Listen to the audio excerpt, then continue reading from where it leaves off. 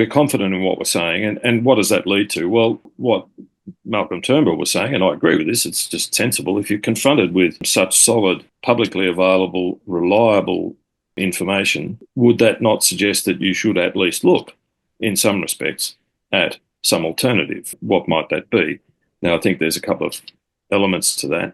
So there are a number of ways in which we could approach this problem, and this is Malcolm Turnbull's suggestion that we should look at what the alternatives actually are. In the forum on Monday, Rear Admiral Peter Briggs, who's very knowledgeable and expert in the field in Australia in submarines, he said that the answer that would suit us actually better than the Virginia anyway would be the French submarine of the Barracuda class, which is a smaller nuclear-powered submarine that has a number of attractions from Australia's point of view.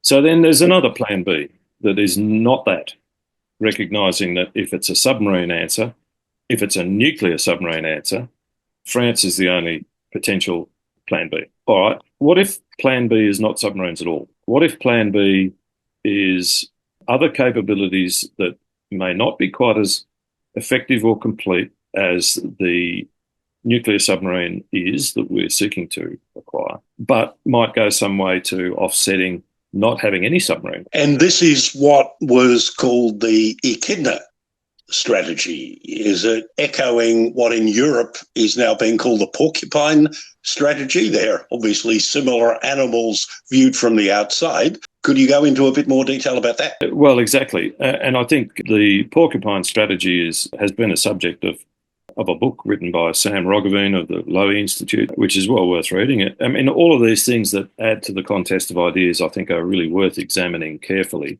And when you confront the potential for us to actually end up within a decade or so having, or knowing that we are facing having no submarines at all,